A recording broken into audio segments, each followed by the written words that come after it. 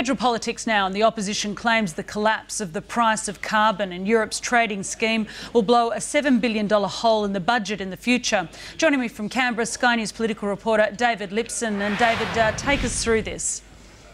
Yes, well, what we saw overnight in Europe is something of a major slump in the price of carbon, which ended up with it being about 30% lower than it was the previous day.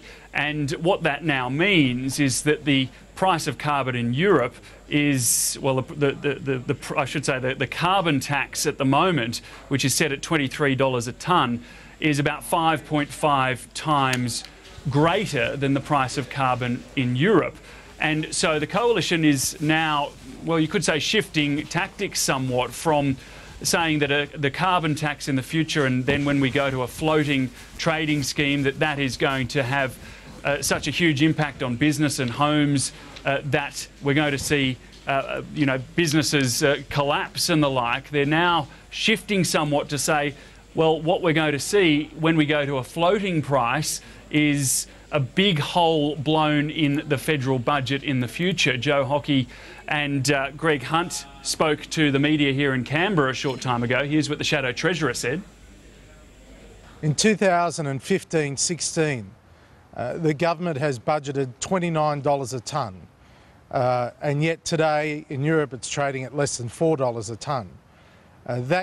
If the European price today is to be applied to the budget, then there will be a budget hole of at least $7 billion in just 1 year. $7 billion in just 1 year.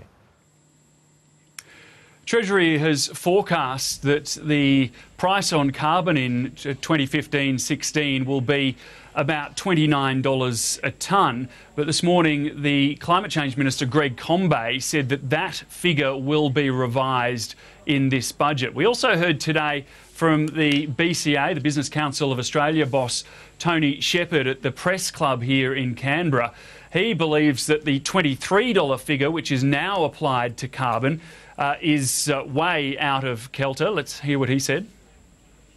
We certainly need to encourage people and industry to move to a lower carbon environment, but we can't do that at the expense of Australian industry and competitiveness. And certainly having a carbon price of $23 a tonne when the European price is €3 a tonne is